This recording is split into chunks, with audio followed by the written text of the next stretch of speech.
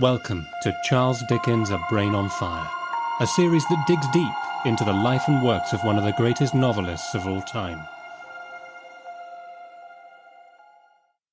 Hi everyone. Today's guest has written some of the most exciting and daring screenplays I've ever seen. I first became aware of him some 20 years ago when I went to the cinema to see a film called Dirty Pretty Things, which follows the lives of immigrants living in London, trying to make their way in a society where they are invisible. Fast forward to today, and his credits include the hugely successful Peaky Blinders, Taboo, and SAS Rogue Heroes. He also adapted a dark and thrilling A Christmas Carol with Guy Pearce as Scrooge, and has now reimagined Great Expectations in a new series led by Olivia Colman. I'm thrilled to welcome the inimitable Stephen Knight. Stephen, welcome to Charles Dickens' A Brain on Fire. It's lovely to have you with us. It's a pleasure to be here. Oh, I'm so thrilled, and you're here right at the moment where your new reimagining of Great Expectations is out there in the world. Something that I find astonishing about you, and I didn't realize this until prepping for this interview, is that you are the son of a blacksmith. Yes, absolutely. Yeah, which is why Great Expectations has always resonated for me. And the difference is that Pip decides he doesn't want to become a blacksmith. My dad used to take all of us out, all my brothers and me, and we used to be like shoeing, not putting the shoes on, but taking the shoes off and dealing with the horses and doing the forge and all that. And I wasn't very good at it. So it was the opposite to Pip. It was like, at that age, I really wanted to be successful at being a blacksmith because that's what our dad expected us all to do. Wow, that's an amazing inversion, isn't it? And so the detail in the first episode where Joe and Pip are saving nails, is that straight from your own experience? Yeah, absolutely. Yeah, I mean, money was tight. And even though iron is not expensive, there was procedures that you followed, and I mean it's a wonderful thing. It looks great. It's very romantic. And I remember I used to cook breakfast on the forge and all of that stuff. It's beautiful, but it's really brutally hard work. So I do know why Pip decided he wanted to be a gentleman. Yeah, and it's very interesting. I mean, I feel like with all of your work, there's nothing left to chance. Everything feels very intentional. And Pip at the very beginning is quoting Shakespeare, but he's quoting Malvolio's line about be not afraid of greatness. And of course, in Malvolio's case, his ambition leads to total disaster for him. Yes. Are you baking in then into the episode a sense of Pip's ambition is actually a bit dangerous? Well, I think in Dickens' work, especially in Great Expectations, there's always a sense of foreboding. There's always a feeling that this is going to go badly, and all the way through the setup with Miss Havisham, this isn't going to end well. So I do like to plant those things in there for those who care. But where do you begin? Where do you start when it's a classic novel? Unlike an original series you're putting together, where do you begin in terms of deciding what to keep in and what to cast out and all of that? Well, I think the important thing is not to be afraid of it. And the way to do that is to know something very obvious, which is no matter what you do in your adaptation, the book is still there. The book, it doesn't affect the book. The book is there. So if someone wants to read the book exists. You're not chipping away at a monolith. You're just taking a photograph of it, or you're doing a painting of it. An abstract painting of it is probably more accurate. So what I tend to do, I knew the book anyway, and then I read it again. I haven't watched any adaptations of it. I mean, I've watched them in my life, but I didn't do that deliberately for this. And my only analogy would be, for me, adapting something, it's like reading the book in the day and then going to sleep and dreaming about it at night. So it's related to the book because it's inspired by what you've read, but different things happen. And the way I tend to write is I do tend to leave it to a sort of subconscious process rather than being consciously outlining things and deciding how it's going to go. So I do try to apply that even to an adaptation. And it's not out of any sense that Dickens got it wrong or there was a mistake or it's better this way. It's just the way I respond to it. It's the impression it has upon me and how the other aspect would be sort of imagining what Dickens would do if he was writing now, in the sense that he had the liberty to write about things he couldn't write about at the time. Yeah, that's so interesting. And is that process, is it character driven? Is it that you Oh get, yeah, yeah, I feel like it must be. Yeah, and so these characters walk about in your subconscious and they yeah. make these demands on you. Good demands though. And like, when it works, it's wonderful. And you know who Jaggers is, or you have your idea of who Jaggers is and who Pip is, and what their ambitions are, and you just sort of let them meet and interact with each other. And I sometimes read Dickens and wonder if he knew at the beginning where he was going, because I don't. I think that when I start writing anything, I don't know where it's going to go really. Mm. And I sometimes the twists in Dickens are so unexpected. I wonder if he expected them. Yes, probably not. Actually, I mean, and he always keeps alive that spontaneity, doesn't he? And in his manuscript's got all these sort of crossings out and Yeah, everything. yeah. I was interested to also know, because I've not looked at any of your scripts, I've not read any, as in read any of them. Yeah. But with this astonishing setting in this episode, with the aerial shots of the flats, the marshes, and everything, do you write a lot of those in, or do you leave that to somebody else to sort of decide? Where are you on that? I do write. I write more direction than most people, I think, which makes the scripts longer, which makes everybody freak out because they think it's too long. And I always have to say, no, no, no. It's just that I've got loads of direction in there.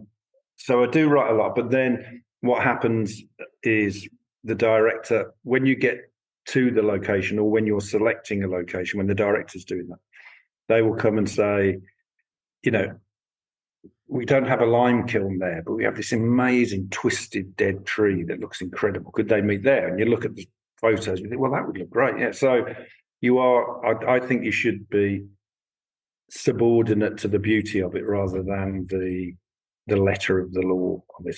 And in terms of the modern sensibilities, which is in all of your work, actually, that I've ever seen, especially in the Christmas Carol as well, but also in here, what I get from this is that deep sense of shame and self-loathing with regard to empire and the characters that are sort of buying into it and trying to get things out of it. Mm. Could you tell us a bit more about that? I mean, I tend not to be one of those people who rampantly condemns the empire. The empire happened. Empires have always happened. The Roman Empire happened, and they happen as a consequence of battles that are won, but more often economic decisions and sort of boldness in a way. This is a tangent, but I've been with film crews when you go to a place like Mauritius or somewhere, and the film crew turns up, and you're so certain of what you want to do and what you want to get, and it makes no sense to the people who are there that you want to move a tree. But there is something about, and of course you've got money and you're paying people, but suddenly it's like colonizing. It's like your concept, which is completely alien to the place, takes over the town or the village or whatever. And it becomes normal, and it's not normal. And I think that maybe empire, and you read about these people that are 25, 26, a married couple, and they go off to the Far East and run a plantation, But they only did that because they were so sure of themselves. It was partly religion, I think, but they were so certain that they were right. It's a really odd thing, I think, now to conjure with. So it's this idea that here's this thing happening, and it's not. I mean, in East India Company, you could say it's very, very organized and deliberate. But I think a lot of it was individual decisions, little companies going out there and doing stuff. And the consequence was awful. And obviously the ultimate consequence of it was slavery. And what I find difficult to do is, for all of that, for having said all of that, I find it difficult to write about that era without having reference to it. It would be a bit like writing something set in Johannesburg in the 60s and not mentioning apartheid. It's very difficult to do unless you're very selective. Yeah. So I prefer to think it's not me banging on about empire. It's more that if you go there to this period at this time, it's everywhere. It's what, it's got to be part of it because it's absolutely everywhere. Yeah. Yeah, absolutely. I mean, also, but I do feel that as a Brit, there's a cultural amnesia, isn't there? I certainly wasn't. I don't know if you were taught about the empire at school, but I absolutely wasn't. It was Tudors, and then we jumped to the First World War, pretty much. Yeah. But I also think, it's a much more complex. Like my mum used to tell me that when she was a kid, she used to walk. I mean, they were absolutely poor as hell in Small Heath, and they didn't have enough food and all that. She'd walk to school with no shoes on, no shoes. God. And they'd sit in the classroom and the teacher would show a map, and most of it was pink, and the teacher would say, all of the pink belongs to you. And it didn't belong to my mom. Do you know what I mean? It's not like these individual people in Britain were lauding it and swanning around and being rich. They were just as poor as anybody else, you know. The system it wasn't like the British people. There was a system that affected everyone. And I think the sooner people get to understand that things like empire, they are about race, but they're also about class. And that's why I'm really interested in Great Expectations, because I think that's a book about class, which is so unfashionable now. Yeah. Talk about, you know, all the divisions of gender and race, but the idea of the division of class, which I think is really, really, really significant in the UK. I think in America it's different, but in the UK it's very significant. And it was interesting to write something about that, because, you know, when I was growing up, politics was about class. Yeah. And in terms of that background, could you have imagined as a little boy with your own expectations, could you imagine you'd be where you are today? No, absolutely not. I mean, my ambition was to work somewhere where you didn't get wet when it rained. That was pretty much it. Although on location, Stephen. Exactly. I did not achieve my ambition. That's very true. I'm the youngest of 7 kids, and my mum was a cleaner and my dad was a blacksmith, and there was no expectation of doing anything other than what all my mates ended up doing, which is factories and building. And they're happy as anything. They have great lives. I'm not saying they don't, but the expectation was not there to do something. So where did Dickens first arrive in your life then? You know, you're obviously a bright kid and you like to read, I guess, and Dickens was a feature for you? It was a couple of things. The BBC used to do really good adaptations on Sunday afternoon, probably in the 60s and 70s. And the scenery would move around, and, you know, it was really low tech, but they used to get the best actors and the performances were really good.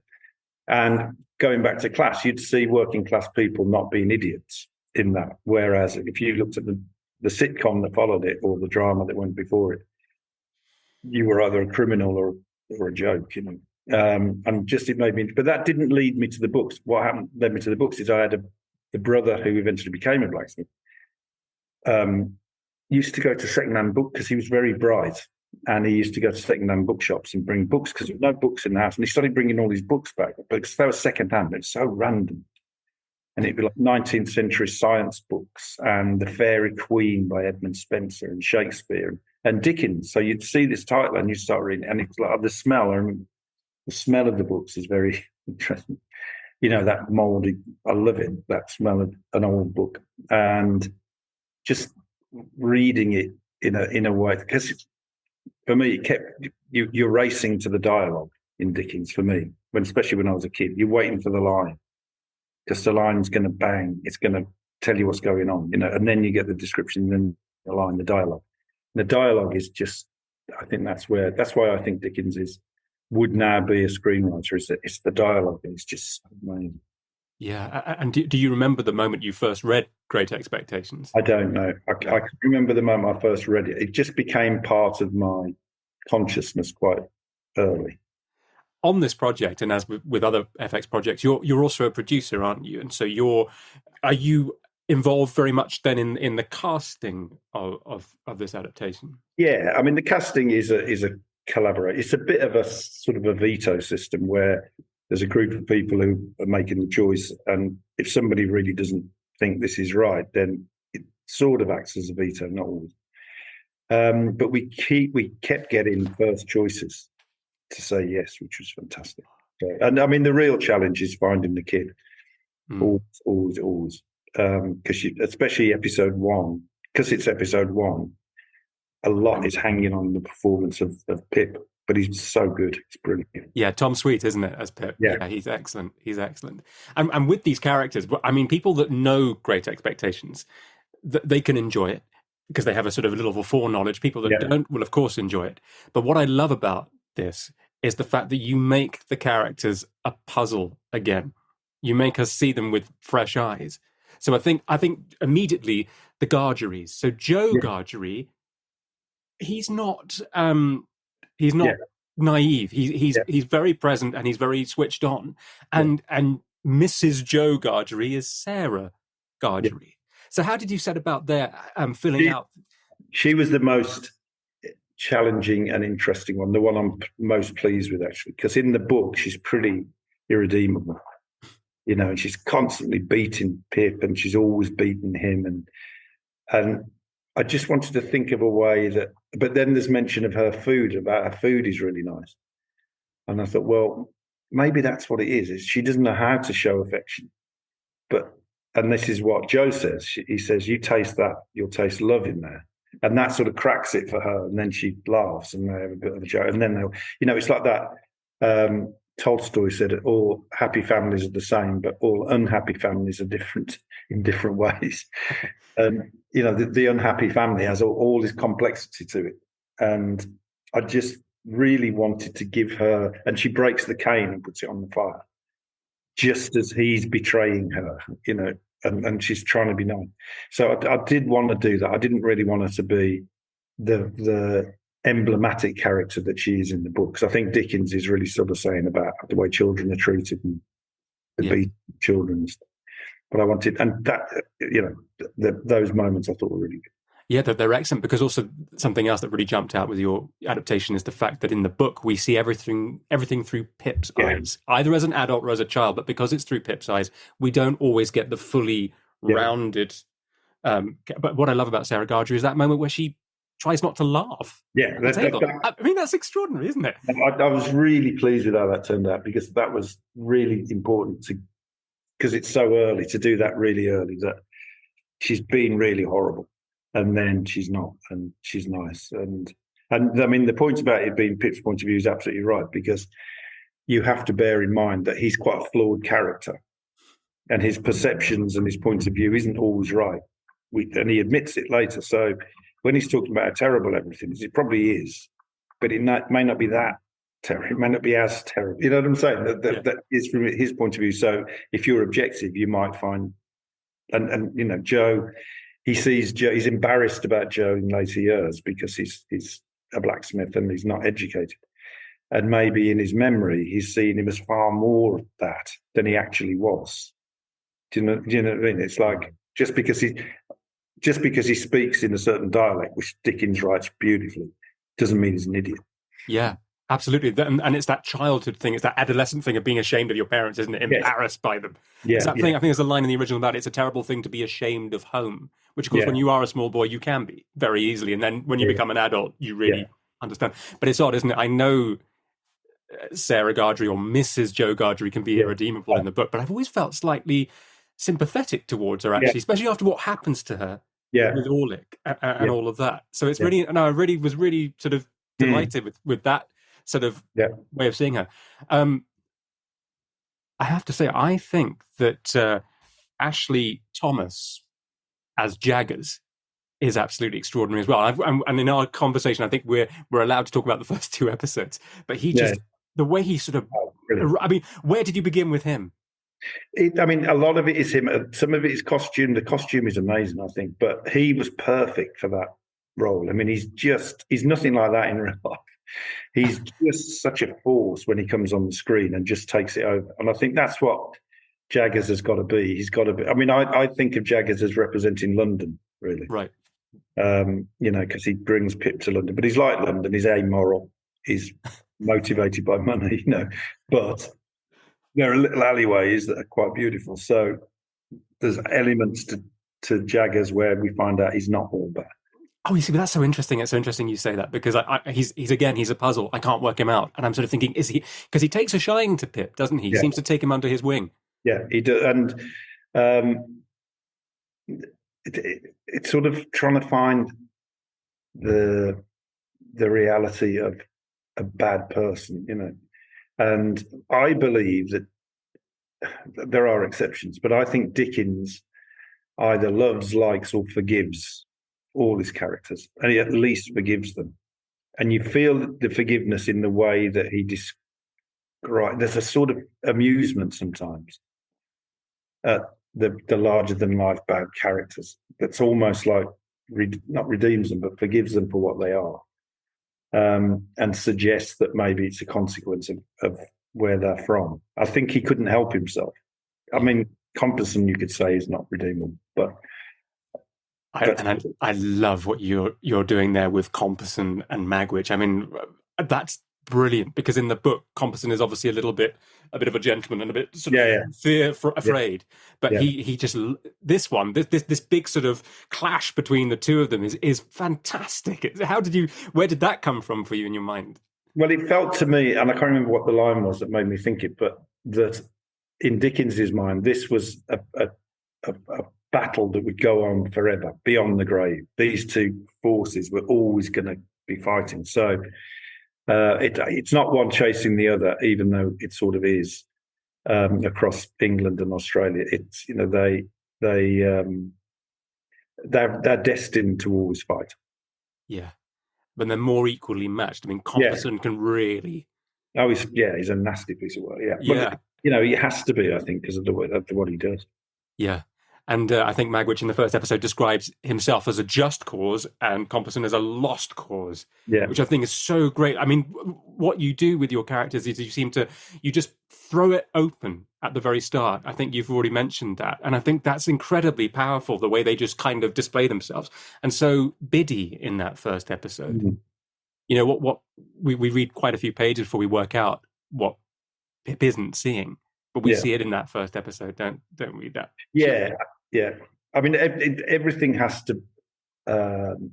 Most things have to come more quickly, I think, on the screen. But you know, the philosophical dilemma with Biddy is, and with the whole book, is Dickens saying, "Look, you're a blacksmith's son. Know your station.